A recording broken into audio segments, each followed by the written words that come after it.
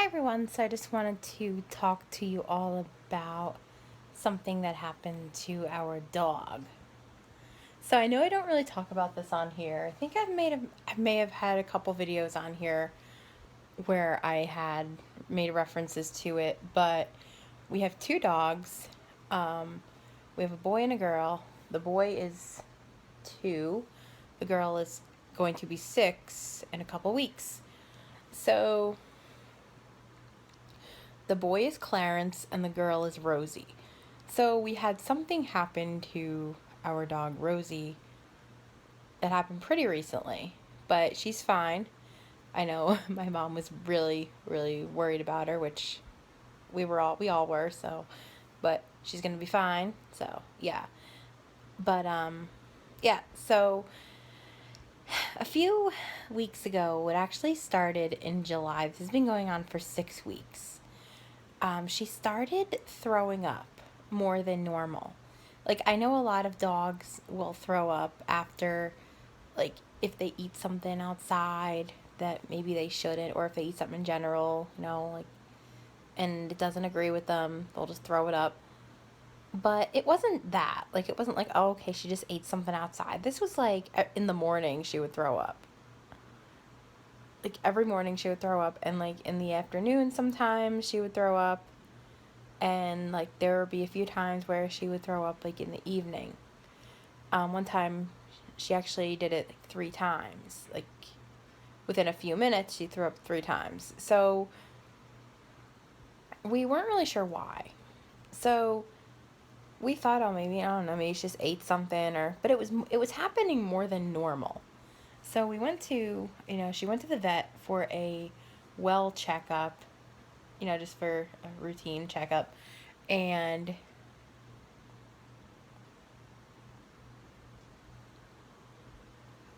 it she wasn't like, so we talked to our vet about her problem throwing up, and the vet first was like, okay, maybe it's an upset stomach, so try putting her on Pepcid. And Pepcid is like, what we take if we have an upset stomach. And when she was throwing up, it wasn't like food. Like, sometimes it was, but a lot of the times it was just bile, like, stomach acid. So a lot of the times it wasn't food. I mean, sometimes it was, but sometimes it wasn't. So the vet said put her on Pepcid, and our vet is really good. He's great. So we tried her on Pepcid. Wasn't really doing anything because he said, oh, maybe it's just an upset stomach. So, a few weeks later, we called the vet, and my mom told him the medicine wasn't working. So he said, okay, try something else. I forget the name of it. But he said, okay, try this and let me know if it works. Give it a few days. And, my mother was, giving her that, the second medicine, and it still wasn't working. And she called the vet, like, I think it was like the next day or a day or two later, and the vet said just give it a few more days, let it work in her system. And he also told us with the Pepcid, like initially when she called about the Pepcid, to like wait a half hour before feeding her to let it kind of like to work in her system. Um, so we did that. The Pepcid still wasn't working, so that was when she called back, and the vet said try her on a different medicine. So yeah, so he put her on different medicine, and like I said, that wasn't working either. My mom called the vet. She said, give it a few more days, and she called him back a few days later, said it still wasn't working. So they were like playing phone tag because he called her 3 times, because he wanted to see like how she was doing with the medicine and stuff. So she said it still wasn't working, and he said, okay, why don't we have her go in for an ultrasound so that we can see what's going on? Because at that point, if she was on 2 medications and she's throwing up more than normal, we knew it can't be an upset stomach. We also thought it was allergies because she gets allergies, believe it or not. We thought she was like throwing up a lot of phlegm. And we thought it was allergies, so the vet says, okay, let's bring her in for an ultrasound if that's what you want to do. So that's what we did, and they wanted to see so they could see what's going on inside of her stomach, because at that point that was necessary. So our dogs are French bulldogs. I don't think I mentioned that. So yeah, and they do have a lot of health issues. So yeah, but we brought her in for the ultrasound, and they did it.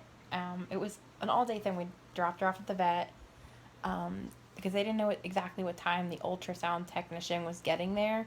So that's why we couldn't just like make an appointment. So my mom dropped her off in the morning and picked her up in the evening.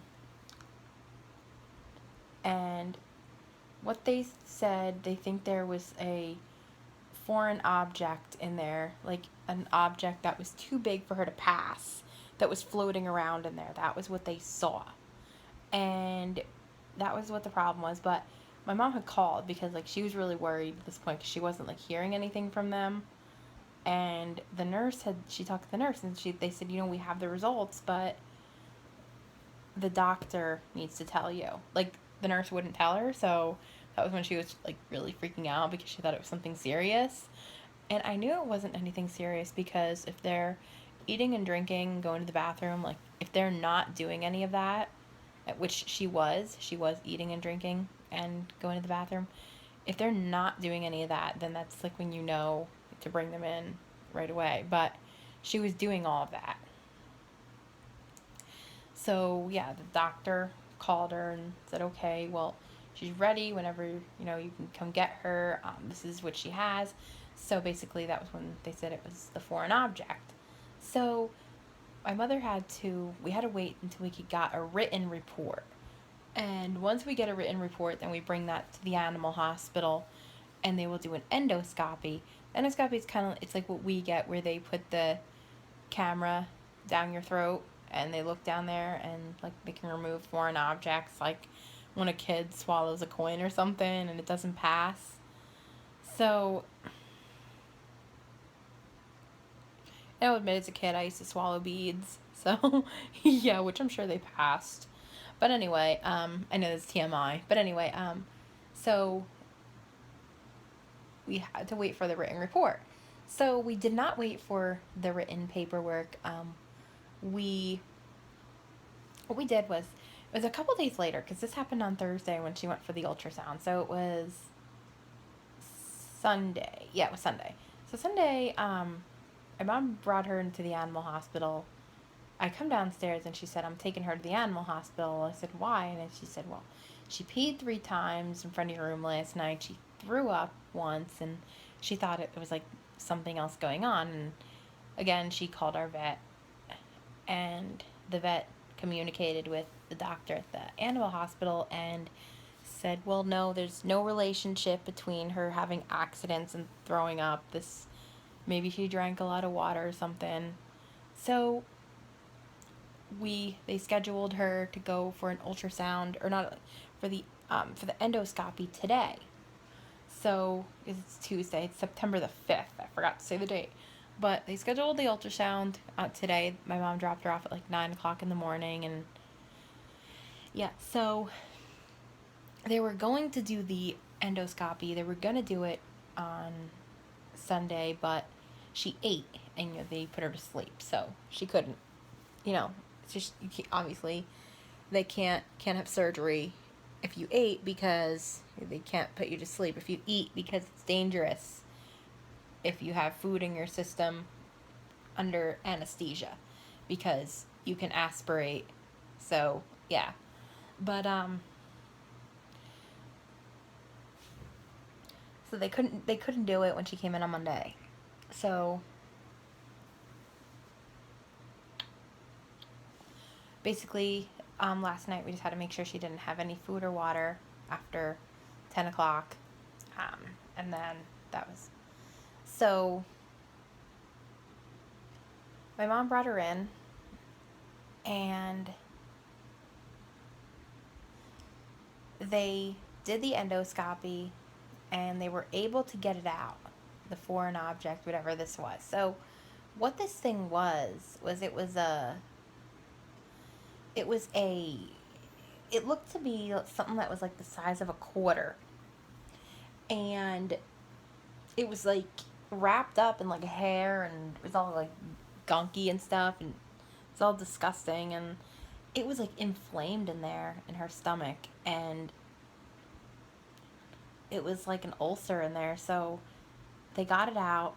They even said that she would feel much better now that they got it out. We would see a difference, which is good, because whatever it was floating around in there, and we think it was part of a toy, because a lot of times what she would do is like she would get the squeakers out of the toys and like try to and like just chew on them. So what we did was we threw out like all of her squeaky toys. So yeah, but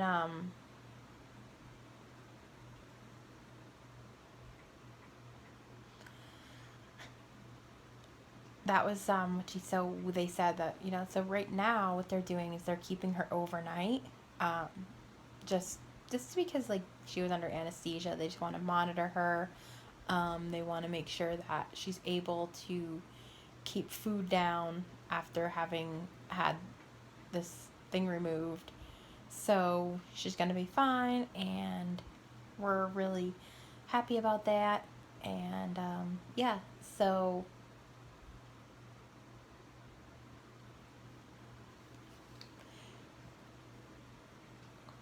yeah. So anyway, I guess I'm going to end the video here. There was something that I thought of, but I forgot what it was that I was going to say. Um, it must not be important because I would have thought of it by now. But if I think of it, I'll put it in the description. But yeah, so I hope you guys enjoyed this video. And I'll see you in my next video. Alright, bye guys.